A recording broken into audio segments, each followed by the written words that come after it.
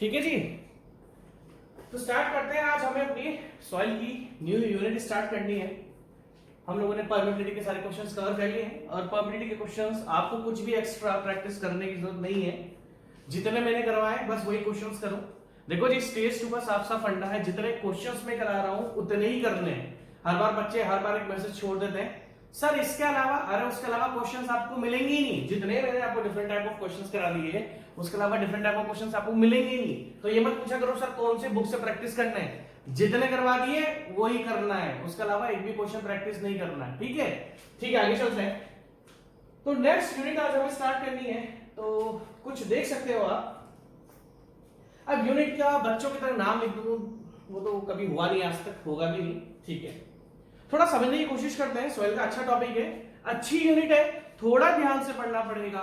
Exam में जब जाओगे तो इस यूनिट को अच्छे से रिवाइज करना पड़ेगा, क्योंकि इस यूनिट से बहुत ज्यादा ऑब्जेक्टिव क्वेश्चन आते हैं। देखो जी, सॉइल एक बहुत बड़ा सब्जेक्ट है जिसकी हर एक यूनिट इंपॉर्टेंट है।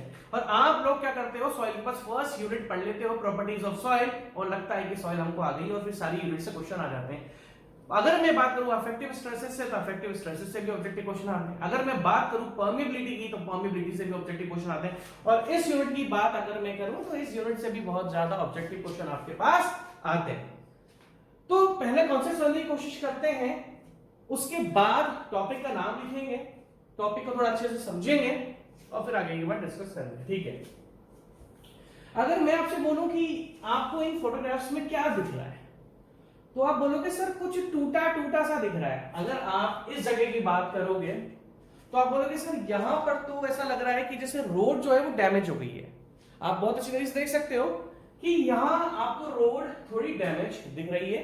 ठीक है, अगर मैं आपसे पूछूं यहां पर क्या हुआ है, तो आप बोलोगे सर देखो, अगर ये हाउस है, अगर ये आपका होम है, हाउस है, ठीक है, तो सर इसका जो फुटिंग वाला पोर्शन है वो सर थोड़ा सा डैमेज दिख रहा है। जो हमने स्लैब डाली थी हमारा सर को थोड़ा डैमेज सा दिख रहा है। या हम बोल सकते हैं कि स्ट्रक्चर के फाउंडेशन में, दैट मींस स्ट्रक्चर के सुपर स्ट्रक्चर क्या होता है, फाउंडेशन से ऊपर का, ठीक है, जब ग्राउंड लेवल से ऊपर का, तो सुपर स्ट्रक्चर में भी थोड़े क्रैक्स आ चुके हैं और जो फाउंडेशन वाला पोर्शन है उसमें भी आपके क्रैक्स आ चुके हैं। ठीक है, तो दैट मींस कहीं ना कहीं मेरे स्ट्रक्चर में, चाहे वो सब स्ट्रक्चर हो चाहे वो सुपर स्ट्रक्चर हो, ठीक है, ग्राउंड लेवल से नीचे सब स्ट्रक्चर, ऊपर सुपर स्ट्रक्चर, वो आपको डैमेज होता हुआ दिख रहा है। ठीक है, क्रैक्स आ गए, that means failure of structure हो चुका है। अगर मैं इधर बात करूं तो यहां पर मेरी रोड डैमेज हो चुकी है, ये भी मेरा फेलियर ऑफ रोड है। अगर हम यहां पर बात करें तो यहां पर भी आप देख सकते हो कि आपका एक पाथवे था और ये डैमेज हो चुका है, फेलियर हो चुका है। अब अगर हम यहां पर बात करें तो इस घर को भी आप देख सकते हो, ये घर भी आपका डैमेज हो चुका है। यहां पर कोई रोड होगी वो भी डैमेज हो चुकी है, और हमारे यहां पर जो घर है, आसपास का जो एरिया है वो पूरा डैमेज हो चुका है। कहने का मतलब क्या है, इन स्ट्रक्चर्स में, और अगर आप यहां पर देखो तो ये बिल्डिंग्स भी आपको डैमेज होती हुई दिख रही है, पूरी की पूरी पूरी बिल्डिंग ही टिल्ट हो चुकी है। अगर मैं आपसे पूछूं इन सब का रीजन क्या है, इन सब के फेलियर के रीजन क्या है, तो इन सब के फेलियर का सबका एक ही रीजन है। अगर आप ये देखोगे यहां पर फेलियर हो रहा है, यहां पर रोड फेलियर हो रही है, यहां पर आपकी रोड फेलियर हो रही है, यहां पर हमारा घर फेलियर हो गया, यहां पर आपका जो ऊपर का पोर्शन था वो पूरा डैमेज हो चुका है, यहां पर हमारा जो घर की फाउंडेशन है वो डैमेज हो चुकी है।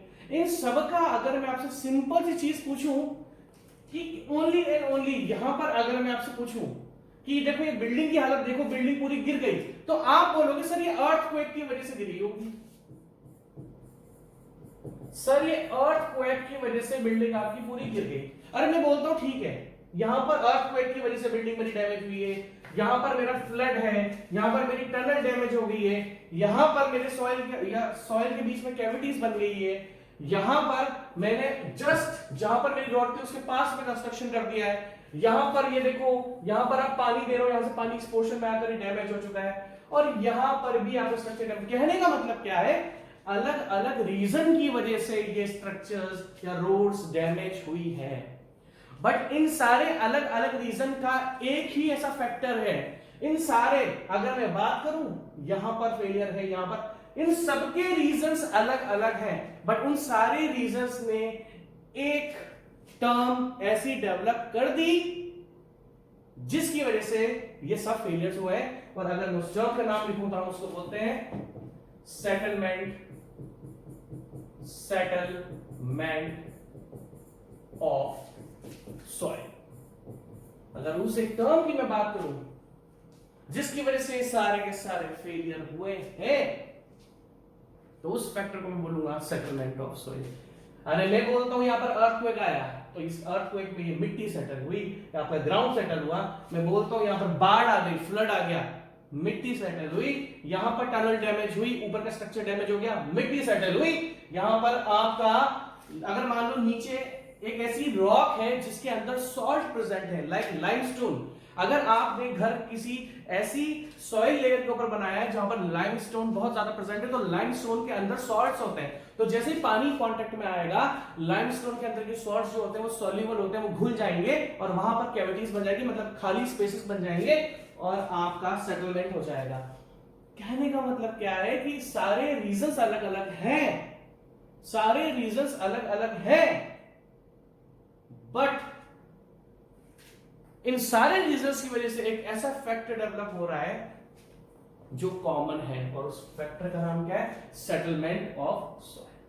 अब अगर मैं आपसे बोलूं सेटलमेंट ऑफ सॉइल होता क्या है, आपको 2-4 टर्म्स में बहुत क्लियर चीजें, क्लियर डिफरेंस बताना चाहिए कि सेटलमेंट क्या होता है, कंप्रेसिबिलिटी क्या होता है, कॉम्पैक्शन क्या होता है, कंसोलिडेशन क्या होता है, रीअरेंजमेंट ऑफ सॉइल पार्टिकल। इन सब में बहुत छोटे छोटे से डिफरेंसेस हैं। हम लोग कंप्रेसिबिलिटी और सेटलमेंट को सेम समझ लेते हैं, जो कि अलग अलग टर्म्स होती हैं। हम सोचते हैं कि मिट्टी कंप्रेस हो गई तो सेटलमेंट हो गया, ना जी, सब अलग अलग चीजें हैं। तो सबसे पहले अगर हम सेटलमेंट ऑफ सॉइल की बात करें, the vertical downward movement, the vertical downward movement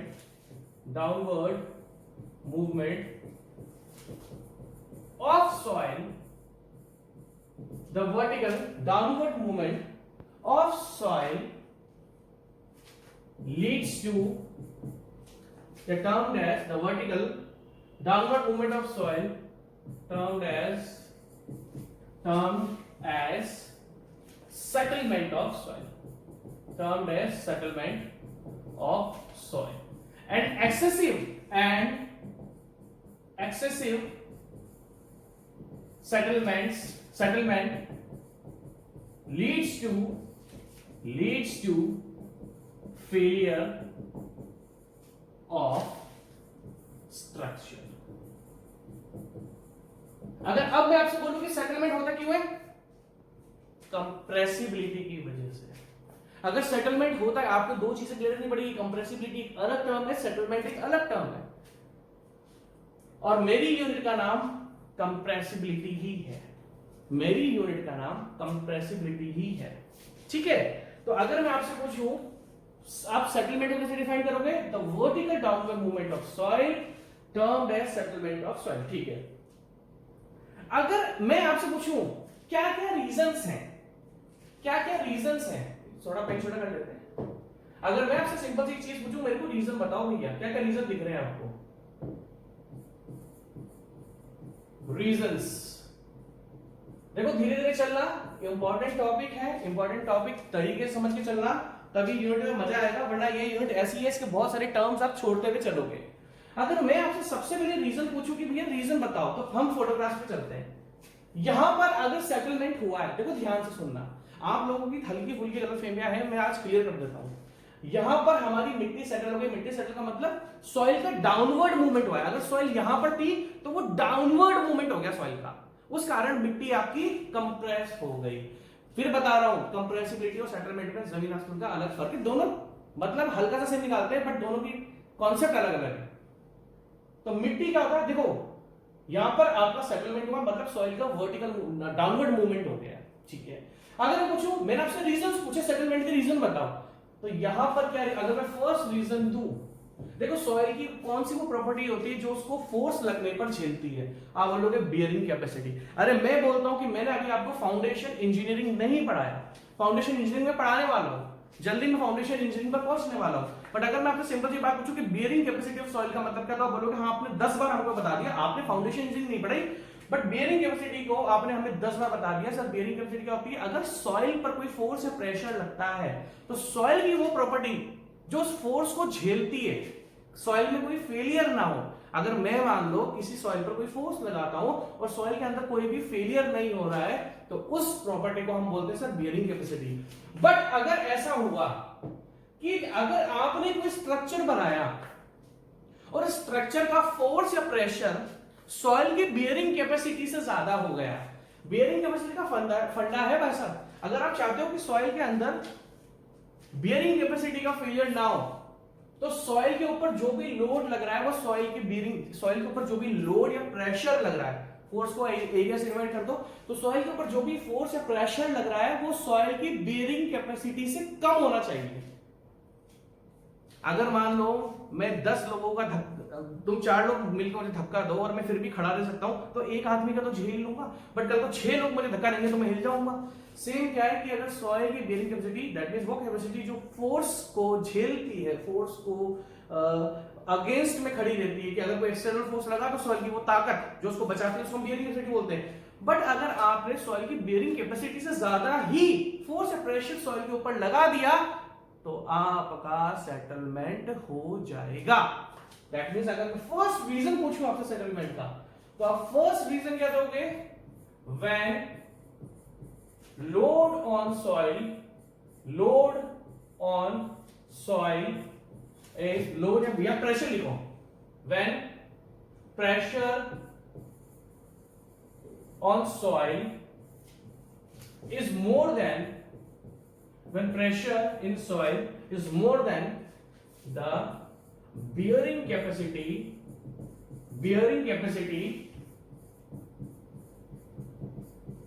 of soil। तो पहला रीजन जो मैंने आपको बता दिया वो क्या है कि अगर सॉइल के ऊपर प्रेशर लगा रखा है और वो सॉइल की बेयरिंग कैपेसिटी से ज्यादा हो गया तो सेटलमेंट हो जाएगा। What does settlement means, vertical movement, downward movement हो जाएगा सॉइल के अंदर। समझ गए मेरी बात? ठीक है। फोटोग्राफ पर सेकंड फोटोग्राफ आपको क्या लग रहा है? सर सेकंड फोटोग्राफ इस तरीके से लग रहा है कि यहां पर कोई खेत है, यहां पर सर कोई खेत दिख रहा है और खेत में आपने सर पानी दे दिया, वाटरिंग कर दिया आपने, और जो उसके जस्ट पास वाला एरिया है उस पास वाले एरिया में आपका डैमेज हो गया। क्यों? क्योंकि पानी आपका यहां से लेके यहां तक ट्रेवल कर गया और पानी क्या कर देता है, इरोजन कर देता है। इरोजन क्या होता है? मूवमेंट ऑफ, मैं किसी में पानी पी लेता हूं, बस प्यास लगती है यार। ठीक है, तो कौन सा पॉइंट हम डिस्कस कर रहे थे? सेकंड पॉइंट में क्या डिफरेंस आया कि पानी आपने कहीं पर नियर बाय एरिया में पानी आपने दिया या अप्लाई करा और वो पानी मूव होकर इस रोड के नीचे आ गया, तो इस हम क्या करते हैं, इस प्रोसेस को बोलते हैं इनफिल्ट्रेशन। सेकंड रीजन क्या हो गया? Infiltration of water by nearby land to the area of collapsible soil. अब ध्यान से देखना मैंने क्या लिखा। आपने उस लैंड पर पानी को अप्लाई करा था, ठीक है, पानी क्या हो रहा है, इनफिल्ट्रेट मतलब पास वाले एरिया में आया। इनफिल्ट्रेशन क्या होता है? घुस जाना। पास वाले एरिया में घुसा और अगर वो ये अगर मैं आपसे बात करूं जी, जरूरी नहीं है कि पानी अगर हर बार गया तो पानी डैमेज कर देगा। अगर ये रोड आपकी कोलैप्सिबल सॉइल के ऊपर बनी है, अब कोलैप्सिबल सॉइल क्या होती है? कोलैप्सिबल सॉइल क्या होती है? जब वो अनसैचुरेटेड होती है, मतलब ड्राई होती है, तो अच्छा खासा अपना वॉल्यूम को मेंटेन करते हुए चलती है, वॉल्यूम में कोई चेंज नहीं दिखाती। बट जैसे ही पानी के कांटेक्ट में आती है, दैट मींस सैचुरेटेड होती है, तो उसमें एकदम से सडन चेंज इन वॉल्यूम हो जाता है। और ये आपका एक ऑब्जेक्टिव क्वेश्चन भी है। कौन सी सॉइल होती है वो? लोइस। लोइस एक ऐसी सॉइल है कि जो कोलैप्सिबल सॉइल होती है। दैट मींस अगर देखो जरूरी नहीं है, अगर ये आपने देखा कि पानी इस वाले लैंड पर आपने अप्लाई करा, खेत था, खेत के जस्ट पास में या आपने घास फूस ला के रखी हुई है, आपने इस एरिया में पानी को प्रोवाइड करा, बट अगर इस रोड के नीचे कोलैप्सिबल सॉइल नहीं होती, अगर लुइस नहीं होती, तो ये इस तरीके से डैमेज नहीं होगा, क्योंकि लुइस एकदम से वॉल्यूम चेंज कर देती है। वॉल्यूम मान लो इतना था, अब वॉल्यूम में रिडक्शन हो गया तो सेटलमेंट हो गया, सेटलमेंट होने से रोड आपकी यहां पर डैमेज हो चुकी है। समझ गए मेरी बात? समझ गए? तो मैं ये नहीं बोलूंगा कि देखो दो चीजें हैं, आप इस केस को देखो और इस केस को देखो, तो आप बोलोगे सर दोनों में पानी से डैमेज हो रहा है। मैं आपको एक बहुत अच्छी चीज बता देता हूं, देखो भाई ध्यान से देखना, ये किसी भी पुस्तक में लिखा हुआ मिलता नहीं है, डायरेक्ट वो झड़कने से मैं बोलता हूं कि मेरी यूनिट का जो नाम है वो है compressibility and consolidation. Compressibility mainly दो रीजन की वजह से होती है। किस किस की वजह से? एक तो वॉइड्स के बीच में एयर रिमूव हो जाती है, एयर रिमूवल हो जाता है, उसको हम बोलते हैं कॉम्पैक्शन। और वॉइड्स के बीच से जब पानी रिमूव होता है, expulsion of water from voids, मतलब पानी निकलता है वॉइड्स के बीच में, उसको बोलते हैं कंसोलिडेशन। तो इस कॉन्सेप्ट को पढ़ने के लिए आपको सारे पहले ये कॉन्सेप्ट ध्यान रखने पड़ेंगे, क्योंकि भाई साहब यहां पर भी जमीन के नीचे पानी गया, यहां पर भी जमीन के नीचे पानी गया, बट दोनों में डिफरेंस है। आप बोलोगे सर देखो यहां पर बाढ़ आ गई, बाढ़ की वजह से इन घर के नीचे की अरे यहां पर बाढ़ आई, फ्लड आई, उसने सॉइल का इरोजन कर दिया। इरोजन क्या होता है? सॉइल को हटा दिया वहां से। यहां पर सॉइल हटी नहीं है भाई साहब, यहां पर जमीन के नीचे पानी गया। अगर यहां पर कोई कोलैप्सिबल सॉइल प्रेजेंट होगी लाइक लुइस, अब कोलैप्सिबल सॉइल क्या होती है? एक ऐसी सॉइल जब वो अनसैचुरेटेड होती है तो अपने वॉल्यूम में कोई चेंज नहीं दिखाती, जहां पर है वैसी वैसी रहेगी, बट जैसे ही उसके अंदर पानी आ गया तो वो एकदम से उसका वॉल्यूम का रिडक्शन हो जाता है। इसी को कोलैप्सिबल सॉइल बोला जाता है। और ये आपका एक ऑब्जेक्टिव क्वेश्चन बन सकता है, लुइस एक कोलैप्सिबल सॉइल होती है। अब ऑब्जेक्टिव क्वेश्चन क्या बनता है? लुइस विंड ब्लोन, जो कि हवा से उड़कर, विंड ब्लोन सिल्ट, ऐसी सिल्ट जो हवा से उड़कर एक जगह इकट्ठी हो गई, उसको हम बोलते हैं लुइस। तो ये तो ऑब्जेक्टिव क्वेश्चन ऐसे हमने यूनिट नंबर 1 में पढ़ा था, पर आपको भाई सब ध्यान रखना पड़ेगा, पानी ने इसको भी डैमेज करा, पानी ने इसको भी डैमेज करा, बट इस केस में सॉइल का वॉल्यूम चेंज हुआ है और इस जगह बाढ़ ने फाउंडेशन के नीचे से सॉइल के इरोजन कर दिया। दो अलग अलग रीजंस हैं ये, मैं फिर बोल रहा हूं बुक्स में लिखा हुआ नहीं मिलता है, ढंग से देख लेना, ठीक है। नेक्स्ट, तो दो पॉइंट्स हमारे हो गए कि अगर हम सेटलमेंट की बात करें तो पहला हो गया कि अगर हमारे स्ट्रक्चर का वेट, फोर्स या प्रेशर सॉइल की बियरिंग कैपेसिटी से ज्यादा हो गया, सॉइल की बियरिंग कैपेसिटी से ज्यादा हो गया, तो आपका स्ट्रक्चर का सॉइल का सेटलमेंट हो जाएगा। सेकंड केस की अगर आप लोग बात करें तो सेकंड केस में आप देख सकते हो इनफिल्ट्रेशन हुआ है कोलैप्सिबल सॉइल के पानी इनफिल्ट्रेट होकर कोलैप्सिबल सॉइल के पोर्शन में गया, वॉल्यूम चेंज हुआ, सेटलमेंट हो गया। थर्ड केस क्या है कि आपने नियर बाय एक्सकेवेशन कर दिया, पास वाले पोर्शन पे एक्सकेवेशन कर दिया, तो जो स्ट्रेंथ होती है सॉइल की वो रह नहीं पाएगी। भाई अगर सेटलमेंट देखो यहां पर रोड से, यहां पर आपने खुदाई नहीं करी, यहां पर आपने एक्सकेवेशन नहीं करा, आपने एक्सकेवेशन इस पोर्शन में करा है और उसके कारण ये पोर्शन आपका डैमेज हो सकता है, तो इसको हम क्या बोलते हैं? एक्सकेवेशन। सेटलमेंट का और थर्ड रीजन क्या हो सकता है? Excavation in near by area. और इसका रीजन क्या होता है? स्टेबिलिटी ऑफ स्लोप्स, वो हम बाद में डिस्कस करेंगे, ठीक है, स्टेबिलिटी ऑफ स्लोप्स को, ठीक है। तो थर्ड रीजन हो गया हमारा excavation in near by area, ठीक है। और रीजन बताओ मुझे सेटलमेंट के, ये बताओ, ये बहुत अच्छा रीजन है, किसी किताब में लिखा हुआ नहीं मिलता है, ये ढंग से देख लो। देखो क्या होता है, अब ध्यान से देखना, जो मैं आपको बता रहा हूं ध्यान से देखना। यहां पर क्या हुआ? स्ट्रक्चर फेल हो गया हमारा, ये पूरा का पूरा पोर्शन बैठ गया, सेटल हो गया। देखो ये पेड़ पहले अगर आप देख सकते हो तो ये ट्री पहले यहां पर था और एकदम से देखो यहां घुस गया, ये क्या हुआ? ये रीजन क्या हुआ? देखो जी, अगर आप ध्यान से देखोगे तो इस स्ट्रक्चर की अगर मैं आपसे बात करूं, ध्यान से देखना, इसको पूरा इरेज कर देता हूं। अगर आप इस स्ट्रक्चर की बात करो तो देखो ये स्ट्रक्चर किस सॉइल लेयर के ऊपर बना हुआ है? लाइमस्टोन के ऊपर। किसके ऊपर बना हुआ है? That means structure over soil layer और rock layer, structure over limestone layer, limestone layer, अब देखो क्या होता है, मान लो आपका स्ट्रक्चर लाइमस्टोन के ऊपर बना हुआ है और पानी इसके कांटेक्ट में आया, तो लाइमस्टोन के अंदर जिप्सम होता है। आप जिप्सम भी छोड़ दो, सॉल्युबल सॉल्ट्स होते हैं। जैसे मान लो हमने नींबू शिकंजी बनाई, तो नींबू शिकंजी जब हम बनाते हैं तो आप लोग कैसे पीते हो, खट्टी या मीठी, मतलब मीठी या शुगर वाली या सॉल्टी? तो मैं तो दोनों मिक्स करके पीता हूँ, खट्टी मीठी जो लगती है, ठीक है ठीक है। तो उसमें सॉल्ट आपकी घुल जाती है, घुलती है ना, नमक दिखती थोड़ी है भाई, घुल जाती है ना, सोल्यूबल का मतलब जो घुल जाता है, ठीक है। तो लाइमस्टोन के अंदर क्या होता है, सॉल्युबल सॉल्ट्स प्रेजेंट होते हैं। तो जैसे ही पानी इसके कांटेक्ट में आता है, देखो क्या हो रहा है, बारिश हुई, बारिश से रेन वाटर, अब मुझे बताओ रेन वाटर क्या हो रहा है, परकोलेट हो रहा है। क्या हो रहा है, परकोलेट। मैंने आपको जब परमीबिलिटी पढ़ाई थी तो मैंने आपको परकोलेशन पढ़ाया था। परकोलेशन क्या होता है, downward movement of water due to gravity forces to join ground water table. तो क्या हुआ, बारिश हुई, बारिश से पानी परकोलेट हुआ, और परकोलेशन का आप ध्यान रखना, ठीक है।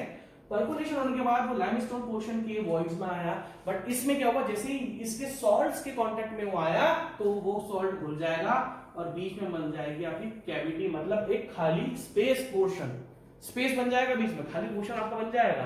तो that means due to damage of this cavity, ये सॉइल, देखो ये कैविटी बनी, फोर्स लग ही रहा था। अब बोलोगे सर कौन सा फोर्स लग रहा था, अरे सॉइल का वेट नहीं है क्या ऊपर, ये सॉइल का वेट है, यहां पर एक खाली पोर्शन आ गया, तो सॉइल के वेट में क्या कर रहा है, इस पोर्शन को तोड़ दिया और आपका स्ट्रक्चर का फेलियर हो गया। तो क्या हो गया fourth result, structure over limestone layer, as limestone contains gypsum, soluble salts।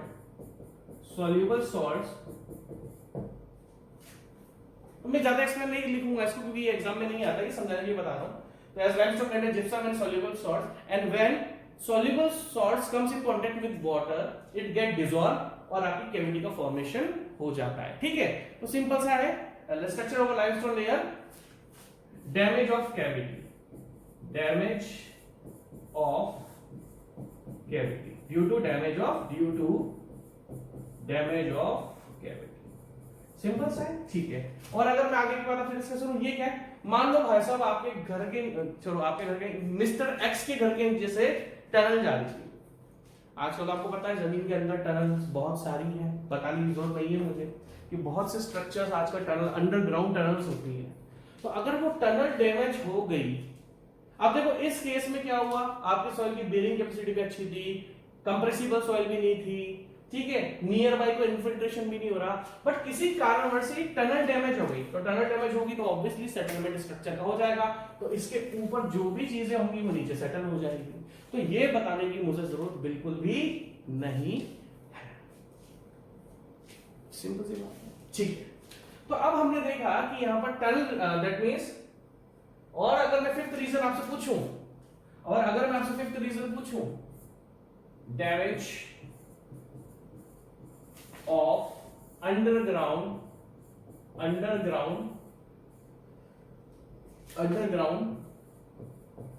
Tunnels and mines, coal mine भी होती है, कोयले की खदान बोलते हैं, कोयले की खदान, ठीक है। तो दैट मींस ये भी एक रीजन हो सकता है कि सॉइल आपकी सेटलमेंट हो जाए। आप लोग सोच रहे कि सर ये तो एग्जाम का है नहीं, मैं आपको बोलूंगा बिल्कुल एग्जाम का नहीं है। तो क्या आप चाहते हो कि बुक्स में जो लिखा हुआ डायरेक्ट चेक दूं क्या यहाँ पे? आप शायद उसी को पसंद करते हो, तो मैं तो ऐसा नहीं हूँ भाई, मैं तो पहले घुसूंगा टॉपिक के अंदर घुस के फिर मैं आपके एग्जाम टॉपिक पर आऊंगा। क्योंकि यार ये चीज अगर आप ध्यान से पढ़ोगे तो फिर दिमाग के अंदर, देखो जी साफ सुथरी बात है, आपकी जो फेवरेट मूवी होगी ना वो आप उसका एक सीन आपको ध्यान होता है। क्यों ध्यान होता है? क्योंकि आप वो बहुत इंटरेस्ट के साथ देखते हो। अगर मैं डिक्टो यहाँ पर अपना भी कंसोलिडेशन टॉपिक चालू कर दूंगा ना, तो आपको 1% का मजा नहीं आने वाला, बोलोगे सर क्या फालतू पढ़ाया आपने। तो पहले कॉन्सेप्ट के अंदर घुसो, उसके रीजंस देखो, और रीजन देखने के बाद हम लोग आगे की बात करेंगे, ठीक है। तो damage of underground tunnels and mines, ठीक है, क्योंकि आपको मैं फाउंडेशन, मैं उनमें से नहीं हूं जो फाउंडेशन इंजीनियरिंग आपको गाइड कर देगा। फाउंडेशन इंजीनियरिंग हम पढ़ेंगे, फाउंडेशन इंजीनियरिंग पढ़ने के टाइम पर भी हमें सेटलमेंट पढ़ना है, फाउंडेशन इंजीनियरिंग पढ़ने के टाइम पर भी हमको सेटलमेंट आपका पढ़ना है। तो सेटलमेंट अभी से पढ़ लो, क्योंकि जो कंसोलिडेशन है ना वो भी सेटलमेंट, यहां आप ये बोलो कि जब आप फाउंडेशन पढ़ते हो तो आप सेटलमेंट को पढ़ लेते हो, बट कंसोलिडेशन ही रीजन है सेटलमेंट का।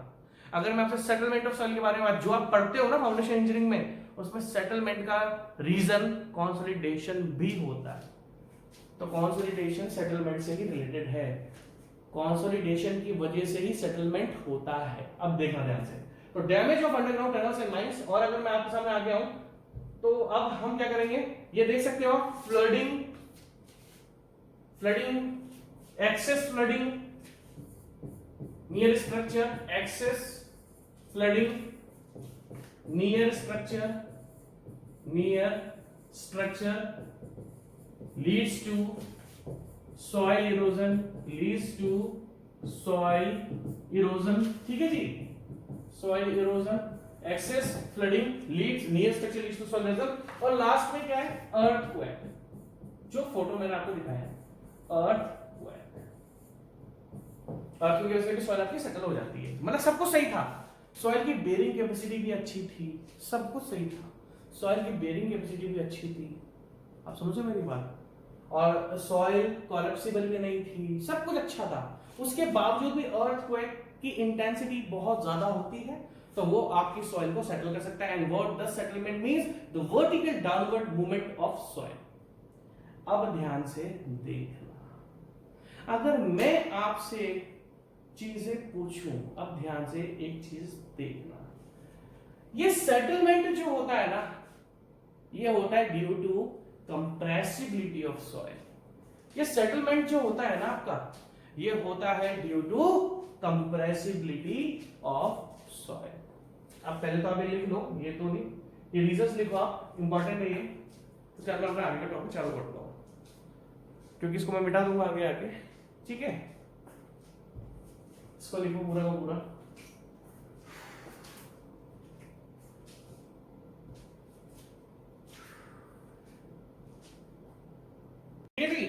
अब देखना, तो आप लोगों को सेटलमेंट के बारे में अभी मैंने आपसे डिस्कस करा, ठीक है। अब मैं आपसे डिस्कस कर रहा हूं कंप्रेसिबिलिटी के बारे में।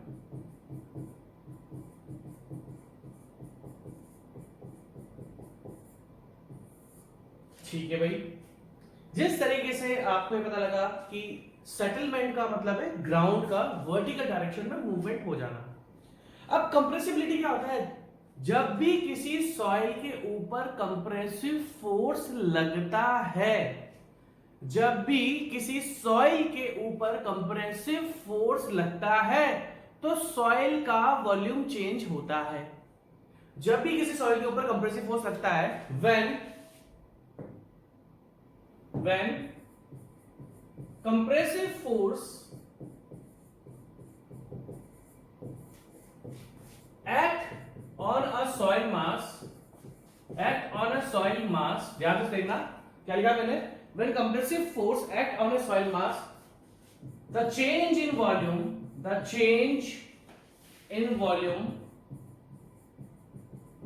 of soil occurs। अब ध्यान से देखना, अब जो मैं आपको बता रहा हूं, जब सॉइल पर कंप्रेसिव फोर्स लगता है तो सॉइल का वॉल्यूम चेंज होता है, और जब सॉइल का वॉल्यूम चेंज होता है तो वो देता है सेटलमेंट। दैट मींस अगर हम बात करें सेटलमेंट की, तो कंप्रेसिबिलिटी सेटलमेंट देती है, क्योंकि कंप्रेसिबिलिटी का मतलब क्या है? In the volume of soil occurs and gives settlement. तो कंप्रेसिबिलिटी है क्या? सॉइल की वो प्रॉपर्टी है जिस कारण सॉइल का वॉल्यूम चेंज होता है। Compressibility it is defined as the property of soil, it is defined as the property of soil by which change in volume of the soil occurs, change in volume of the soil occurs under compressive force। मतलब मैंने same चीज लिखी है, ऐसे कोई difference लिखा, आप लोग कंप्रेसिव फोर्स। देखो जी, आप लोगों के साथ दो बार डेफिनेशन लिखी, ध्यान से देखना। एक बार मैंने आपको यह बताया है कि जब सॉइल के ऊपर कंप्रेसिव फोर्स लगता है तो उसका वॉल्यूम चेंज होता है, और जब उसका वॉल्यूम चेंज होता है तो आपको सेटलमेंट मिलता है। यहां पर मैंने इस प्रॉपर्टी को डिफाइन करा सेटलमेंट के लिए। दैट मींस अगर आपको सेटलमेंट मिल रहा है, दैट मींस वर्टिकल डाउन, अगर अर्थ ऐसी थी, सॉइल मास ऐसा था, अब उसका डाउनवर्ड मूवमेंट हो गया, तो दैट मींस ये कंप्रेसिबिलिटी की वजह से हुआ है आपका। क्यों? क्योंकि कंप्रेसिबिलिटी में आपका वॉल्यूम चेंज हो गया। It is defined as the property by which change in volume the soil occurs under the compressive force. अब ध्यान से देखना जो मैं आपको बता रहा हूं, हमने जो सेटलमेंट के 7 पॉइंट पढ़े, ध्यान से देखना। अब जो मैं आपको बता रहा हूं उसको ध्यान से देखना, ठीक है? अभी इसको नहीं, पहले इधर आते हैं। अगर मैं आपके सामने बात डिस्कस करूं, ध्यान से देखना, याद है ना, कंप्रेसिबिलिटी सॉइल में किन कारणों से, किन रीजंस की वजह से हो सकती, मैं से कारण नहीं बोल रहा, किन कारणों की वजह से होती है। अगर हम बोले कंप्रेसिबिलिटी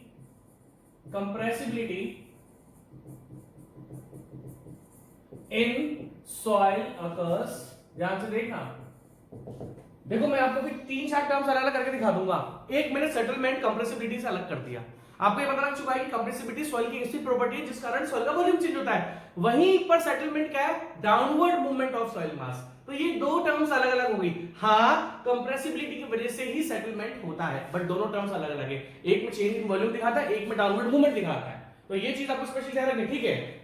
अगर मैं आपसे बोलूं कंप्रेसिबिलिटी इन सॉइल अकर्स किन कारणों की वजह से, कंप्रेसिबिलिटी किन कारणों की वजह से कंप्रेसिबिलिटी सॉइल के अंदर हो सकती है। और जैसे मैं कंप्रेसिबिलिटी बोल दूं, आपके भेजे के अंदर एकदम से आ जाना चाहिए change in volume of soil मास, ठीक है भाई साहब? तो सबसे पहला रीजन है एक्सपल्जन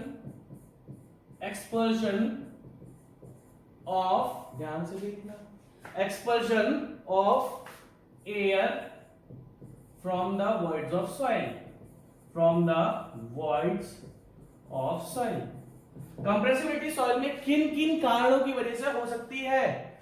सॉइल में कंप्रेसिबिलिटी कब होगी? या तो सॉइल के वॉइड्स में जो एयर है वो एयर उसके बीच में से निकल जाए तो सॉइल मास का वॉल्यूम चेंज हो जाता है और उसी को हम कंप्रेसिबिलिटी बोलते हैं। दूसरा, expulsion of water from the soil. ध्यान से देखना भाई साहब, बहुत बढ़िया चीजें बताऊंगा आपको, देखो ध्यान से देखते चलना, ठीक है? Expulsion of water from the soil. और क्या रीजन हो सकता है कि आपका या तो एयर निकले वॉइड्स में से या आपका वाटर निकले वॉइड्स में से। अभी धीरे धीरे आगे चलेंगे। Third point, compression of soil solids and water in the soil. या तो सॉइल सॉलिड आपके दब जाए, कंप्रेस हो जाए, या वाटर आपका कंप्रेस हो जाए। Fourth, rearrangement of soil grains, ठीक है? अब ध्यान से सुनना, जो मैं आपको बता रहा हूं वो ध्यान से सुनना है। हमने सेटलमेंट और कंप्रेसिबिलिटी को दोनों को एक अलग अलग पैरामीटर बना दिया है। मैंने बोला कि अगर कंप्रेसिबिलिटी सॉइल में अगर होती है, that means change in volume soil में, अगर सॉइल का वॉल्यूम चेंज होता है तो वो किन किन फैक्टर से हो सकता है? या तो सॉइल के वॉइड्स में से, जो सॉइल सॉलिड्स के बीच में गैप है, अगर उनके बीच में एयर है और एयर निकल जाती है तो सॉइल का वॉल्यूम चेंज हो जाता है और उसको हम कंप्रेसिबिलिटी बोलते हैं। जब सॉइल में से एयर निकलती है तो इसको हम क्या बोलते हैं? कॉम्पैक्शन। क्या बोलते हैं इसको? कॉम्पैक्शन।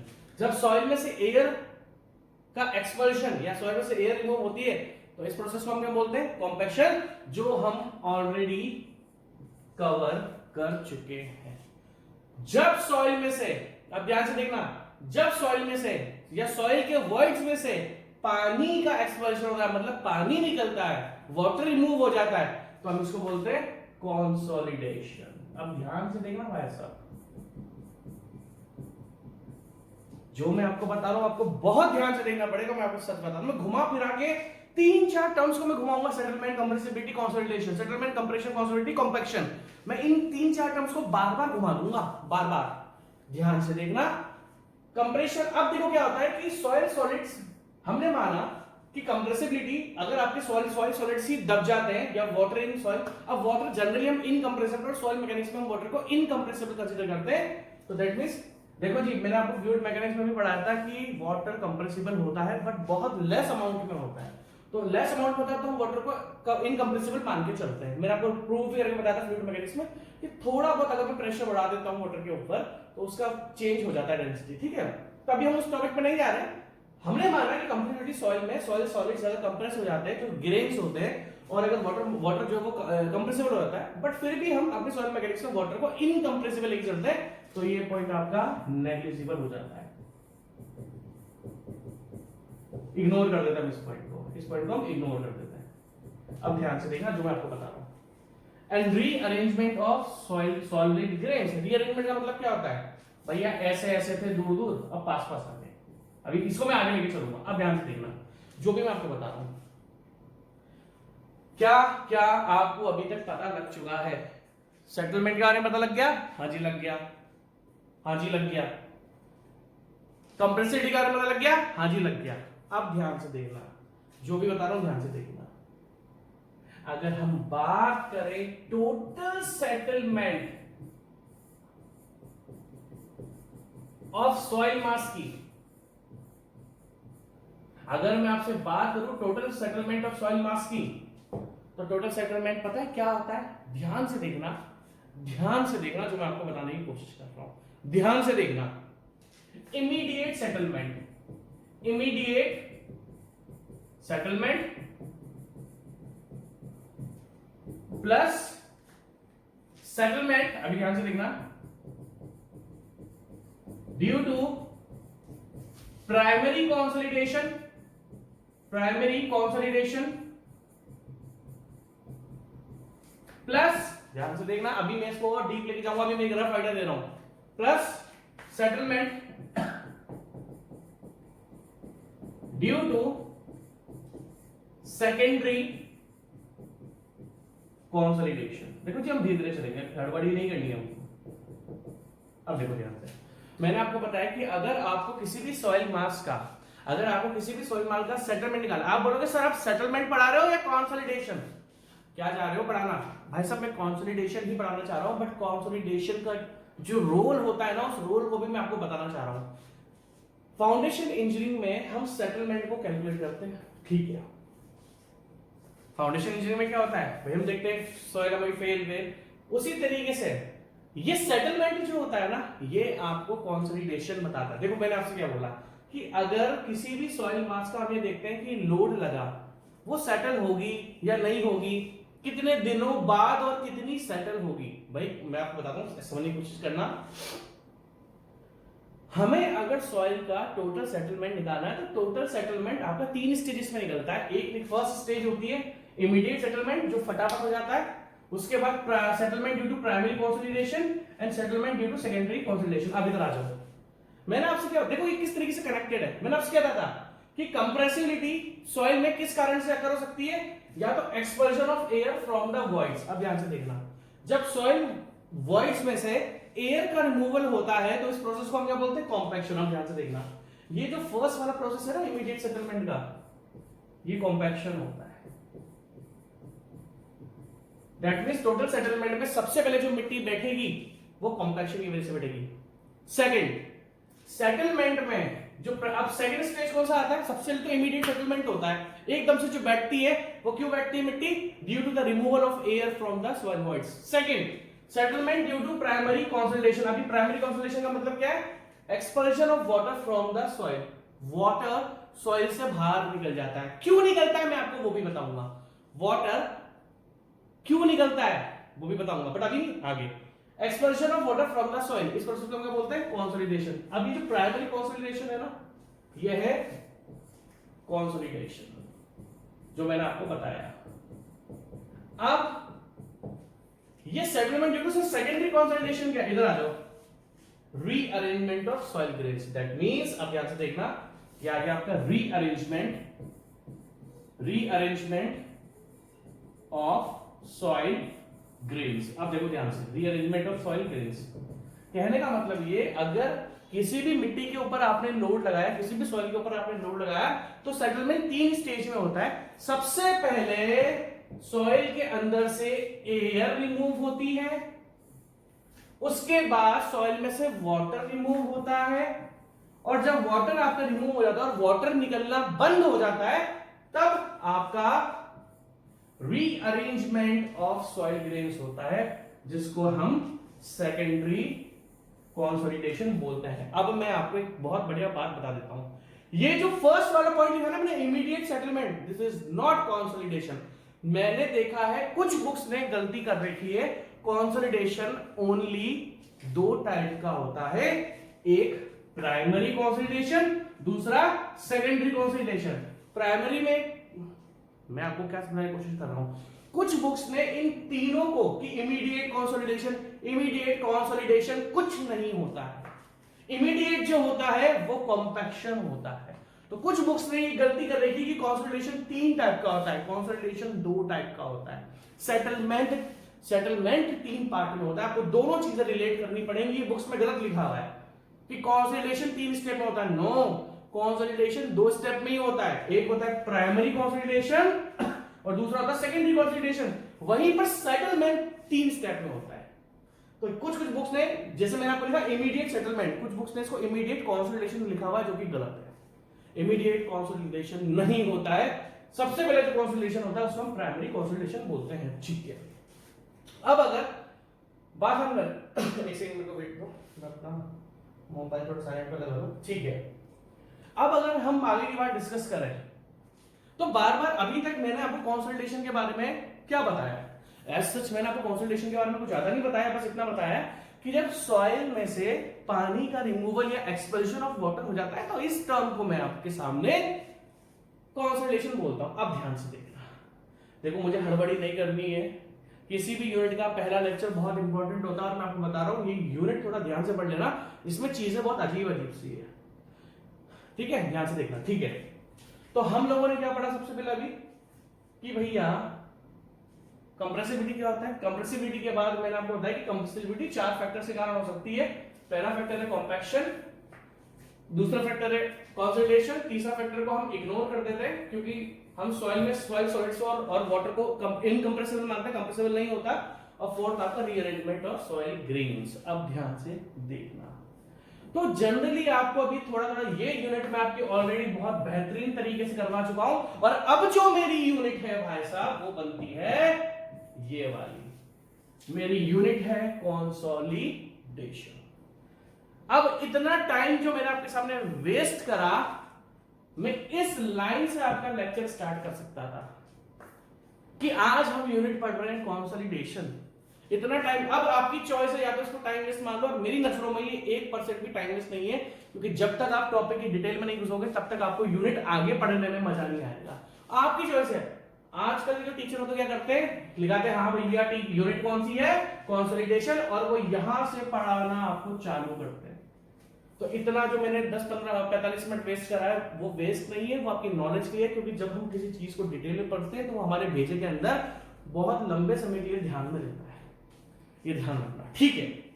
तो सबसे पहला डिफरेंस, हमने कॉम्पैक्शन, जब मैं आपको कॉम्पैक्शन यूनिट पढ़ा रहा था तो मैंने आपको कंसोलिडेशन का थोड़ा सा आइडिया दिया था, और जब मैं आपको कॉम्पैक्शन यूनिट पढ़ा रहा था तो मैंने आपको पढ़ा था कि जब मैं अपनी कंसोलिडेशन यूनिट पर आऊंगा तब मैं आपको इन दोनों के बीच में डिफरेंसेस बताऊंगा।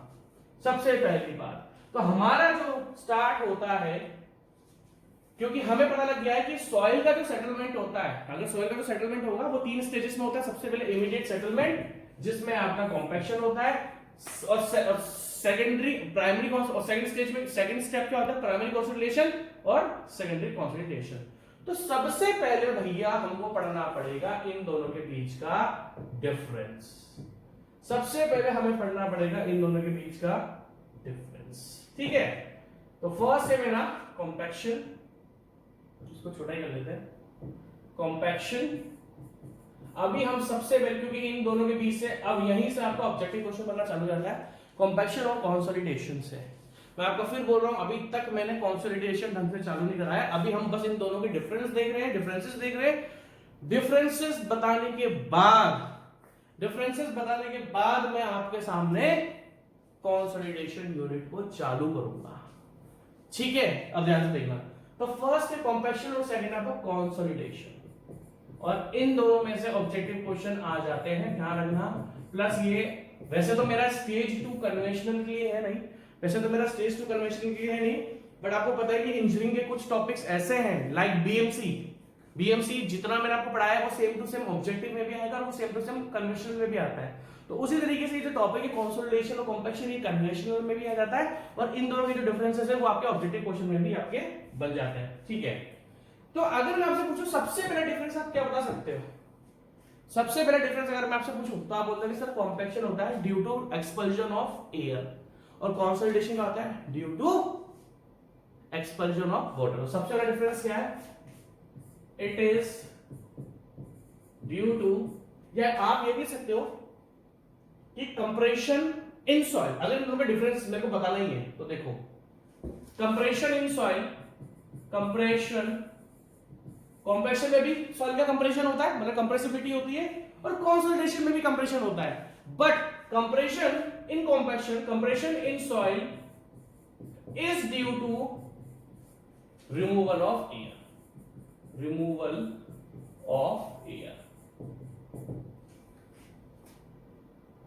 and in consolidation compression in soil is due to expulsion of water। ध्यान से देखते हैं ना, पहला डिफरेंस आपके सामने हो गया। सेकंड डिफरेंस, कॉम्पैक्शन आपका इमीडिएट प्रोसेस होता है कि जितना आप, सबसे पहली बात चलो छोड़ो, कॉम्पैक्शन में आपका डायनामिक लोड लगता है, डायनामिक लोड, और कंसोलिडेशन में हमारा स्टैटिक लोड लगता है, स्टैटिक लोड। ये एक डिफरेंस जो मैं आपको बता रहा हूं, सारे के सारे डिफरेंस आपके ऑब्जेक्टिव क्वेश्चन बनते हैं। मैं जब ऑब्जेक्टिव क्वेश्चन कराऊंगा उनमें भी चीजें आएंगी। अब आप मुझे बताओ स्टैटिक लोड और डायनामिक लोड क्या हो गया? आप मुझे सबसे पहले बात बताओ, स्टैटिक लोड और डायनामिक लोड क्या हो गया? मैं आपको बता देता हूं स्टैटिक लोड क्या होता है। कंसोलिडेशन प्रोसेस में जो सॉइल के ऊपर लोड लगता है वो स्टैटिक लोड होता है, और कॉम्पैक्शन में जो लोड लगता है भाई साहब वो डायनामिक लोड लगता है। अब इन दोनों का डिफरेंस क्या है? तो सबसे पहले मैं बात करता हूं लड़कों से। हम ऐसे इंसान हैं, हमने जिंदगी में जिम करा होगा या नहीं करा होगा, बट हमने डंबल कभी ना कभी उठाया होगा। मेरे भी जोश में हमेशा क्या होगा कि मतलब आज से, मतलब बहुत साल पहले जोश तो आता ही, हमने भी जोश लिया था। अब तब बहुत साल पहले की बात है, जॉब वॉब लगी थी, थोड़ा बहुत पैसा आना स्टार्ट हो गया था, तो महंगी जिम्स नहीं होती हमारे यहाँ पे राजस्थान में थी तलवर्कर्स, है ना, तलवर्कर्स बहुत पुरानी जिम है, ठीक है, अभी भी होगी तलवर्कर्स। तो हम भाई पैसे शुरुआत में जॉब लगी थी, बहुत साल लग गया था, तो हमने तलवर्कर्स ज्वाइन कर लिया। अब ठीक है भाई, तलवर्कर्स ज्वाइन कर लिया तो वो एक बार में सारी फीस ले लेते हैं आपसे 6 महीने की, हमने भी दी थी 10,000 रुपए देके, ठीक है। तो मैं भी जिम गया हूँ, आप लोग भी जिम गए होंगे, बट मेरी वीकनेस क्या लाइफ की कि मैं लाइफ में कभी जिम कर ही नहीं सकता, और मेरी स्ट्रेंथ क्या है कि आप मुझे 20 घंटे भी पढ़ा दोगे ना, देखो हर एक इंसान की वीकनेस और स्ट्रेंथ होती है, तो आपकी स्ट्रेंथ और वीकनेस क्या वो मुझे पता नहीं। अब मेरा एक दोस्त है, वो जिम करता रहता है, वो पिछले 8 साल से जिम कर रहा था। पूछता हूँ भाई तू कैसे जिम कर लेता है? बोला यार मेरे को सबसे इजी काम जिम लगता है। मैंने बोला तेरे को सबसे टफ काम क्या लगता है? बोला पढ़ाई। अब मेरे साथ उल्टा है, मुझे सबसे टफ काम जिम लगता है, जिमिंग लगती है, और सबसे इजी काम पढ़ाई लगती है। तो दोनों की देखो अलग अलग है, जो भी है, ठीक है। तो अब छोड़ो ये बात, तो मैं डंबल की बात कर रहा था। डंबल जब भी आप जो जिम गए हो या आपने घर पे भी ईंट से बना लिया हो, किसी से भी बना लिया हो, अगर डंबल जमीन पर पड़ा हुआ है, रखा हुआ है, अगर डंबल जब हम रखते हैं तो किसी जगह से उठाते हैं ना, तो डंबल नीचे रखा हुआ है जमीन के ऊपर, वो होता है स्टैटिक लोड। और जब उस डंबल को मैं उठाकर हाथ में लेकर नीचे फेंक दूं तो वो होता है डायनामिक। ये लाइन टेढ़ी कैसे आई? Dynamic load. समझ में आई बात? जब डंबल ग्राउंड पे रखा हुआ है या फिर आपका जो फ्लोर पे रखा हुआ है, वो तो होता है स्टैटिक लोड। अब स्टैटिक लोड और डायनामिक लोड से देखो, स्टैटिक लोड में कोई मोशन नहीं है, लगा हुआ है शांति से, एक जगह पर लगा हुआ है।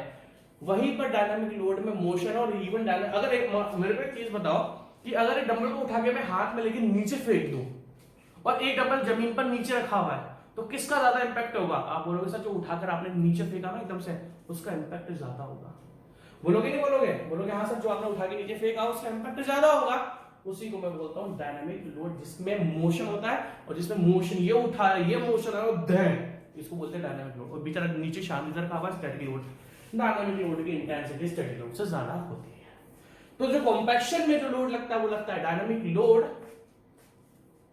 एंड कॉन्संट्रेशन में जो लोड लगता है स्टैटिक लोड। ये बार-बार मैं देखो, आप देखो मैं 4-5 बार इसको अंडरलाइन कर गया, क्योंकि ये क्वेश्चन आता है कि कॉन्संट्रेशन में कौन सा लोड लगता है, स्टैटिक लोड या डायनामिक लोड। आपको ये ध्यान रखना पड़ेगा, ठीक है। अब कॉम्पैक्शन क्या होता है? इमीडिएट प्रोसेस होता है। जब तक आप डायनामिक लोड लगाओगे आप कॉम्पैक्शन प्रोसेस को पूरा कर लोगे, कॉम्पैक्शन प्रोसेस पूरा कर लोगे, that means it is immediate process, immediate process. वहीं पर कंसोलिडेशन में बहुत समय लगता है, साल भी लग सकते हैं। कंसोलिडेशन एक प्रोसेस, एक बहुत लंबा प्रोसेस है। It is time taking process, it is time taking, it is lengthy process, it is lengthy process and depends on time. ये भी आपसे क्वेश्चन कर सकते हैं कौन सा प्रोसेस आपका टाइम पर डिपेंड होता है, ठीक है। अब हम अगर बात करें तो इसमें भी आपका वॉइड रेशियो डिक्रीज होता है। अब देखना ध्यान से, ये रहा कॉम्पैक्शन आपके सामने, ये रहा, आप देख सकते हो इस डायग्राम में, ये पहले एयर थी। अब देखो ध्यान से, आपको पता है कंसोलिडेशन प्रोसेस कब स्टार्ट होता है? अब ध्यान से देखना, देखो जो मैं आपको बता रहा हूं ध्यान से देखना, जो मैं अब आपको बता रहा हूं वो बहुत इंपॉर्टेंट बात बता रहा हूं, ध्यान से सुन लेना। ये सॉइल क्या है जिसमें एयर भी है, वाटर भी है, सॉलिड्स है, ये सैचुरेटेड है, अनसैचुरेटेड है, क्या है? आप बोलोगे sir this is partially saturated soil, this is partially saturated soil. Sir this soil is partially saturated soil. अब ध्यान से देखना, बहुत इजी डायग्राम है, आपने बहुत जगह डायग्राम देखा होगा, बट ये डायग्राम बहुत अलग तरीके से भी काम में आ जाता है। This is partially saturated soil. Partially saturated में एयर भी प्रेजेंट होती है, वाटर भी प्रेजेंट होता है एंड सॉलिड्स भी प्रेजेंट रहते हैं। फिर हमने क्या करा, इस पर डायनामिक लोड लगाना स्टार्ट करा। हमने क्या करा, इस पर डायनामिक लोड लगाना स्टार्ट करा। तो डायनामिक लोड जब हमने लगाया तो सबसे पहला प्रोसेस, अब आ जाओ सेटलमेंट पे। सेटलमेंट क्या बताया था मैंने आपको? कहां गया सेटलमेंट? कहां गया? ये सॉइल मास का पार्शियली सैचुरेटेड सॉइल थी। ध्यान से देखना, सेटलमेंट और कंसोलिडेशन बहुत कनेक्टेड है। बच्चे बिना सेटलमेंट के कंसोलिडेशन पढ़ लेते हैं, मतलब ही नहीं बनता बिना सेटलमेंट के कंसोलिडेशन पढ़ने का। आपने सॉइल पर लोड लगाना स्टार्ट करा, आपने सॉइल पर लोड लगाना स्टार्ट करा, दैट मींस इमीडिएट सेटलमेंट हो जाएगा सॉइल के ऊपर, कॉम्पैक्शन होगा। क्यों? Removal of air. अब क्या होता है ध्यान से देखना, पहले एयर भी थी, जब आप कॉम्पैक्शन स्टार्ट करोगे तो धीरे धीरे धीरे करके क्या होगा, एयर रिमूव होगा। जब तक ये एयर 100% रिमूव नहीं हो जाती, जब तक ये एयर 100% रिमूव नहीं हो जाती, कंसोलिडेशन प्रोसेस स्टार्ट नहीं होता। कहने का मतलब ये है जो मैंने आपको बोला है, सेटल की सबसे पहले होता है immediate settlement due to the expulsion of air from voids, जिसको हम कॉम्पैक्शन बोलते हैं। जब एयर पूरी तरीके से निकल जाती है, अब ध्यान से देखना, जब एयर पूरी तरीके से निकल जाती है, अब ये सॉइल सैंपल क्या है? This soil sample is fully saturated, fully saturated। यहां से स्टार्ट होता है प्राइमरी कंसोलिडेशन।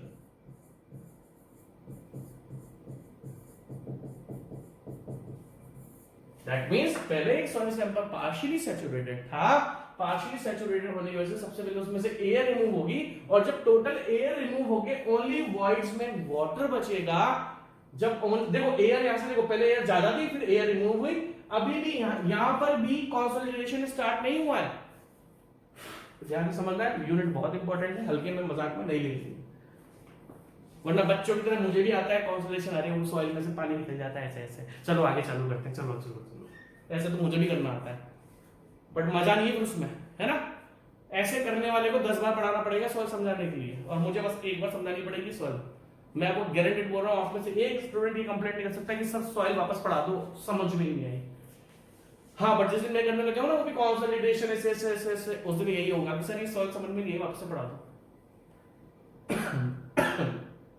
एयर रिमूव हुई, और जब टोटल एयर रिमूव हो गया, अब ये सैंपल क्या है, यहां पर ओनली वॉइड्स में वाटर प्रेजेंट है, तो this sample is fully saturated. जब सॉइल फुली सैचुरेटेड हो जाता है तब प्राइमरी कंसोलिडेशन स्टार्ट होता है, तब प्राइमरी कंसोलिडेशन आपका स्टार्ट होता है। अभी मैं सब लिखवाऊंगा, टेंशन मत लो, ठीक है। और धीरे धीरे करके जब पानी रिमूव होना स्टार्ट होता है, तो जितना पानी रिमूव हो सकता है, देखो 100% वाटर रिमूव नहीं हो पाता है, कुछ ना कुछ पानी बचता है और पानी निकलना बंद हो जाता है। शुरुआत में तो पानी निकलता है, शुरुआत में तो जब एयर रिमूव होगी, तो जब लोड लगा हुआ है तो पानी एकदम से निकलता है, बट कुछ समय बाद पानी थोड़ा बहुत रहता है और निकलना बंद हो जाता है, तब सेकेंडरी सेटलमेंट होता है, सेकेंडरी कंसोलिडेशन होता है। ठीक है, तो आगे अपने इसको लिखा, मेरा तो लिखने का मौका दिया नहीं आज, मेरे पास लग रहा है इसको पूरा पूरा लिखो, मैं थोड़ा पानी में लिखा, इसके बाद हम आगे चालू करते हैं। ठीक है, ये डायग्राम बनाओ सबसे पहले, नहीं सबसे पहले आप, हमने यहां से लिखा है ना, अब यहां से ये टॉपिक तो हमने कर लिया था पिछला वाला, ये तो हमारा टॉपिक वाला हो ही गया था। यहां से लिखो, यहां से लिखते लिखते अभी आप ध्यान से देखना, अभी कुछ मत करना, ओनली डेफिनेशन लिखो जो मैं आपको बता रहा हूं। ये डेफिनेशन बहुत इंपॉर्टेंट है कंप्रेसिबिलिटी की। फर्स्ट आपको ये लिखना है, उसके बाद आप ये लिखो कि कंप्रेशन किसकी वजह से होता है, कंप्रेसिबिलिटी किसकी वजह से होती है, अभी वाला टॉपिक लिखो, पूरा पूरा लिखो, दिख तो रहा है ना कंप्रेशन कंसोलिडेशन, ठीक है, ये लिख लिया आपने। अब इसके बाद ये लिख लिया आपने, ठीक है, कंप्रेशन कंसोलिडेशन लिख लिया। अब सुनो, उसके बाद आप ये टोटल लिखो, टोटल अमाउंट ऑफ सॉइल मास, ये टॉपिक लिखो, पूरा का पूरा पूरा लिखो। ये सेटलमेंट हम फाउंडेशन में भी यूज करेंगे, है ना, सब कुछ, और सेटलमेंट हम कंसोलिडेशन में ही पढ़ते हैं।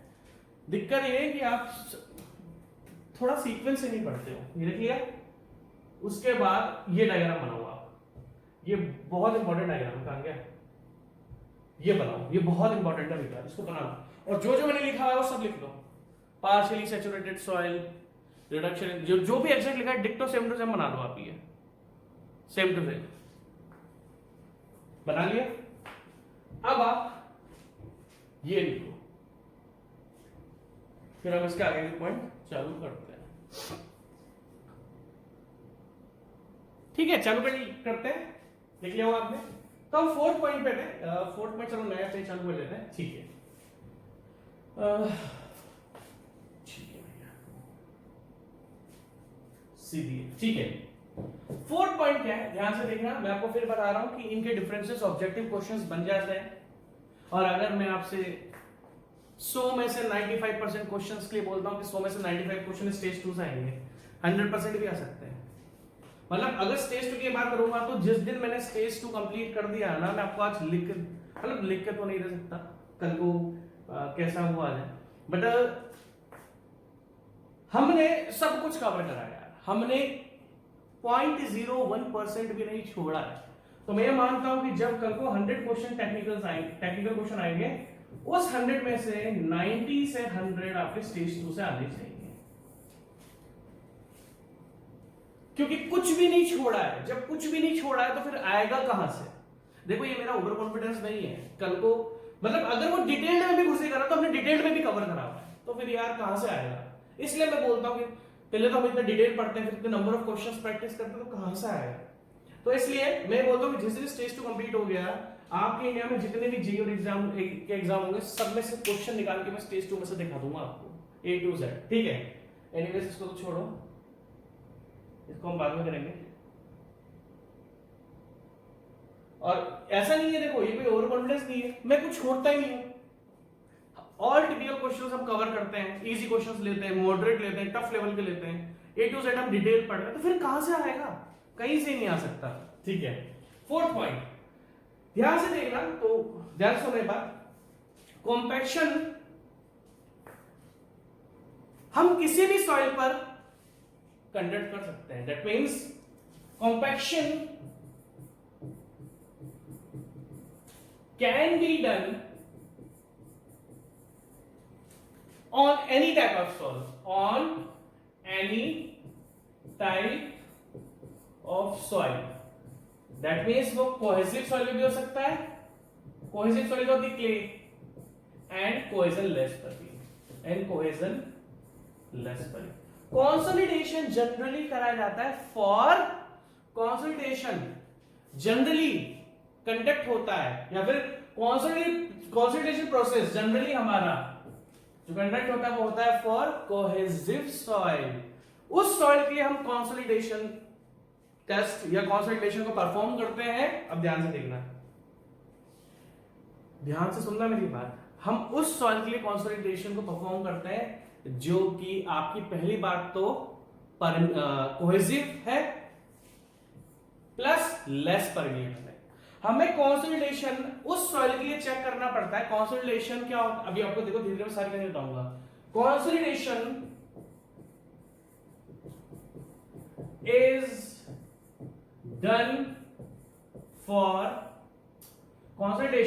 Done for cohesive soil with less permeability. जिस सॉइल की पहली बात, अगर एक ऐसी सॉइल है, अब ध्यान से सुनना, अगर एक ऐसी सॉइल है जो कि पहली बात तो लेस परमिएबल है और कोहेसिव है, तो इस सॉइल के लिए पर्टिकुलरली हम कंसोलिडेशन करते हैं। दैट मींस हम उसका रेट ऑफ कंसोलिडेशन चेक करेंगे कि कितने दिनों में कितना सेटलमेंट हो रहा है। देखो हम कंसोलिडेशन पढ़ते क्यों हैं? For checking the rate and magnitude of settlement. हम कंसोलिडेशन पढ़ते क्यों हैं? देखो कॉम्पैक्शन एक नेचुरल प्रोसेस, कॉम्पैक्शन देखो ध्यान से ना, कॉम्पैक्शन एक ऐसा प्रोसेस है जो हम कर सकते हैं। कंसोलिडेशन अपने आप होता है। कॉम्पैक्शन में हम लोड लगाते हैं, लाइक आपका रोड रोलर जो है वो कॉम्पैक्शन करता है। कंसोलिडेशन कौन करता है? आपका स्ट्रक्चरल लोड और सॉइल का वेट। कॉम्पैक्शन की कंसोलिडेशन के अलग से लोड नहीं लगाया जाता। जैसे मान लो एक बिल्डिंग मैंने बनाई, तो जब मैं ये भी लिख लो। Fifth point, it is done before construction. ये कंस्ट्रक्शन से पहले करा जाता है। और कंसोलिडेशन कब होता है? जब आप कंस्ट्रक्शन करना स्टार्ट कराते हो, तो जो आपके स्ट्रक्चर का लोड होता है ना, उसके और प्लस सॉइल का जो वेट होता है, उसके कारण आपका कंसोलिडेशन होता है। It is done before construction, it is started with the construction.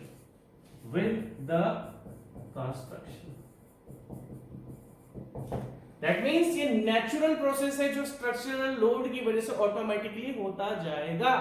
अब बात करते हैं, तो आपका compaction process bearing capacity increase करता है, बियरिंग कैपेसिटी को इंक्रीज करता है, मतलब इंप्रूव करता है, वॉइड्स को डिक्रीज करता है एंड सेटलमेंट को भी डिक्रीज करता है।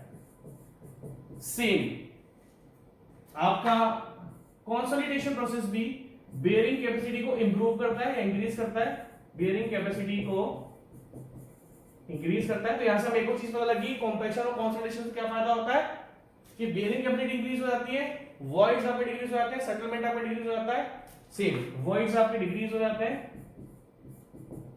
एंड सेटलमेंट आपका डिक्रीज हो जाता है। देखो इसको फटाफट देखो, फिर टेस्ट पढ़ते हैं आगे। इसके बाद मैं अपना मेन टॉपिक चालू करूंगा। नेक्स्ट पॉइंट तो आपको यहीं से निकाल के दे सकता हूं मैं, इस जगह से, क्या कि कॉम्पैक्शन की ये डिग्री ऑफ सैचुरेशन 100% रिक्वायर्ड नहीं है, वहीं पर कंसोलिडेशन के लिए हमें डिग्री ऑफ सैचुरेशन 100% रिक्वायर्ड है। तो क्या हो गया इसका, कहां गया, नेक्स्ट पेज, 7th पॉइंट है हमारा। फॉर कॉम्पैक्शन 7 पॉइंट है ना, for compaction 100% degree of saturation is not required. 100% degree of saturation is not required. And for consolidation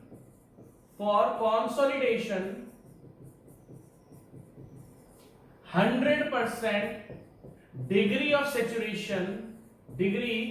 saturation is required. और क्या लिख सकते हैं हम? देखो जी, कॉम्पैक्शन हम पर्पसली कर सकते हैं। कॉम्पैक्शन हम क्यों करते हैं? ताकि जो वॉइड्स हैं, कल को मान लो आपने कॉम्पैक्शन नहीं करा, उसके ऊपर स्ट्रक्चर बना दिया, तो स्ट्रक्चर में सेटलमेंट हो जाएगा, सॉइल में सेटलमेंट हो जाएगा, सॉइल सेटल होगी तो फाउंडेशन भी सेटल हो जाएगी। तो हम क्या करते हैं? कॉम्पैक्शन एक ऐसा मेथड है जो हम पर्पसली करते हैं, but consolidation naturally occurring process है, कंसोलिडेशन को हम करते नहीं है। तो कहानी क्या है सर? देखो जी, कंसोलिडेशन पढ़ने का मकसद क्या है? कंसोलिडेशन में हम ये पढ़ेंगे कि अगर हमने इतना लोड लगा दिया तो कितने समय में कितना सेटलमेंट होगा। अगर मान लो आपके स्ट्रक्चर का लोड बहुत ज्यादा है, तो उस लोड के अकॉर्डिंग हम ये देखेंगे कि जिस सॉइल पर मैं उसको बना रहा हूं, क्या इस लोड के कारण कल को सॉइल बहुत ज्यादा तो सेटल नहीं हो जाएगी। वी कैन नॉट, आप समझ लो कहने का मतलब क्या है? कंसोलिडेशन, देखो कॉम्पैक्शन तो एक टेक्निक है जिससे हम सॉइल की प्रॉपर्टी को इंप्रूव करते हैं। कंसोलिडेशन को हम इंप्रूव नहीं करते। कंसोलिडेशन तो नेचुरली अकरिंग फेनोमेना है। तो कंसोलिडेशन कॉम्पैक्शन में डिफरेंस क्या होगा? It is done purposely to improve density of soil। इसको हम पर्पसली करते हैं ताकि सॉइल की डेंसिटी इंप्रूव हो जाए, सॉइल की डेंसिटी ज्यादा हो जाए, ताकि हमारा फेलियर कम हो। कंसोलिडेशन क्या होता है? It is naturally occurring process. It is, ये मैंने लिखा भी है क्या? It is started with the, हाँ नहीं लिखा है। It is naturally occurring process done by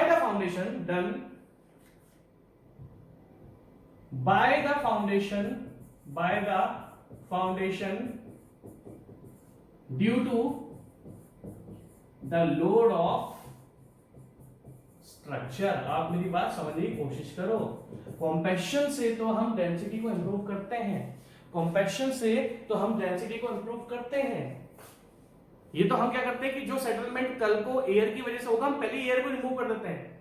consolidation की हम कोई पर्टिकुलर लोड नहीं लगाते। अगर मैं आपसे बोलूं कॉम्पैक्शन के लिए मैं रोलर यूज करता हूं नहीं करता? बहुत सारे मैंने आपको कॉम्पैक्शन एपरेटस बताए थे, बहुत सारी मशीन्स बताई थी कॉम्पैक्शन के टाइम पर। तो कंसोलिडेशन के लिए कोई स्पेशली मशीन लेकर नहीं आऊंगा मैं। मेरे स्ट्रक्चर का जो लोड है, मैं कल को ये चेक करूंगा कि जो मेरे स्ट्रक्चर का लोड है, कहीं उस स्ट्रक्चर के लोड की वजह से, क्यों हम कंसोलिडेशन पढ़ते हैं? कॉम्पैक्शन तो हम करते हैं, कंसोलिडेशन अपने आप होता है। तो फिर हमें चेक क्या करना है? हमें चेक ये करना है कि हमारे जो स्ट्रक्चर हम बना रहे हैं, हमारे स्ट्रक्चर का जो लोड है, जो फाउंडेशन के थ्रू सॉइल पर जाएगा। ध्यान से समझो मेरी बात को। क्यों हम कंसोलिडेशन को पढ़ते हैं? हम बस ये देखते हैं कि ये जो मेरे स्ट्रक्चर का लोड है, इस लोड की वजह से rate and magnitude of settlement कितना है। नो डाउट कंसोलिडेशन की वजह से भी सारी प्रॉपर्टीज इंप्रूव होती हैं, बट कंसोलिडेशन ऑटोमेटिकली स्टार्ट हो जाता है by the load of structure with the help of foundation. तो हम क्या करेंगे? हम कंसोलिडेशन क्यों पढ़ रहे हैं? हम ये देखते हैं कि हमारा जो स्ट्रक्चर है, हमने उस स्ट्रक्चर पर इतना लोड तो नहीं लगा दिया, हमने उस स्ट्रक्चर पर इतना लोड तो नहीं लगा दिया कि भाई साहब बहुत ज्यादा सेटलमेंट कल को हो जाएगा। कॉम्पैक्शन तो चलो आप पर्पसली मशीनें लगा के कर लोगे, बट कंसोलिडेशन क्या होगा? कंसोलिडेशन तो वाटर तो आप रिमूव कर नहीं सकते, वो तो स्ट्रक्चर के लोड की वजह से होगा।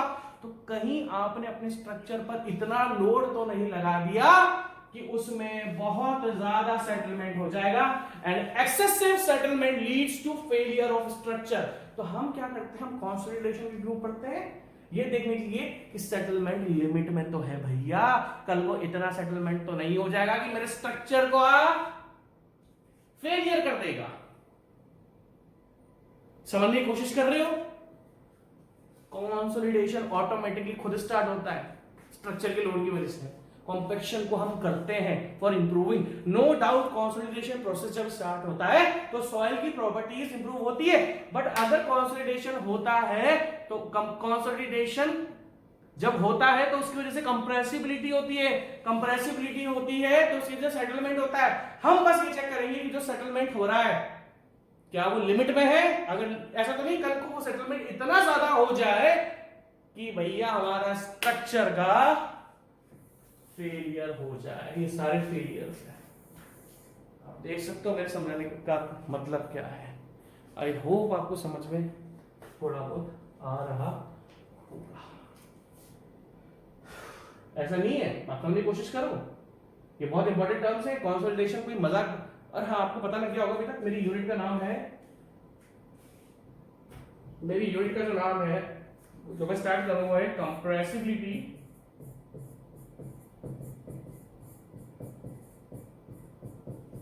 And consolidation of soil. Consolidation of soil. ये जो आजकल के बच्चे टीचर्स हैं वो शुरुआत में लिखाते हैं और फिर पूरा कॉन्सेप्ट। अब यूनिट लिख के डायरेक्ट क्या मजा है यार, जिंदगी में से थोड़ी मजा आता है कि डायरेक्ट यूनिट का नाम लिख के चालू कर दो। अब देखो, अब मैं आपको चीज बताऊं, यूनिट का नाम मैंने आप लिखा है ना, मैं बोलता हूं कि जब इस यूनिट का नाम मैंने लिखा ना तो आपको इस यूनिट के बारे में सब कुछ बताया है, सब कुछ, बस हमें डिटेल में पढ़ना है। इसके बेसिक कॉन्सेप्ट्स आपको सारे के सारे पता लग चुके हैं, और बेसिक कॉन्सेप्ट पता लगने के बाद में यूनिट का नाम लिख रहा हूं, यूनिट की जो हेडिंग डालोगे डालो compressibility and consolidation of soil. और वहीं पर अभी हम तो आगे की बात कर रहे थे, आप समझ आ रहे हो मेरी बात या नहीं समझ रहे हो? धीरे धीरे और समझ में आएगी, टेंशन मत लो, ठीक है, धीरे धीरे और समझ में आ जाएगी, ठीक है। तो हाँ, हम ये भी लिख सकते हैं कि ऐसी बात नहीं है, कहने का मतलब ये है कि कंसोलिडेशन ऐसा नहीं है कंसोलिडेशन बुरा है, कंसोलिडेशन भी सॉइल की प्रॉपर्टी को इंप्रूव करता है। अगर हम बात करें तो शियर स्ट्रेंथ को इंप्रूव कर देता है, कॉम्पैक्शन भी शियर स्ट्रेंथ को इंप्रूव करता है और कंसोलिडेशन भी करता है, दोनों करता है। परमेबिलिटी को डिक्रीज कर देता है, ये भी करता है। तो सेम चीजें हैं, ऐसा कोई डिफरेंस नहीं है। अब आप इसको लिखो और अब मैं चालू करूंगा कंसोलिडेशन। अभी तक मैंने कंसोलिडेशन चालू ही नहीं करा, आपको पता है। इसको लिखो पूरा का पूरा।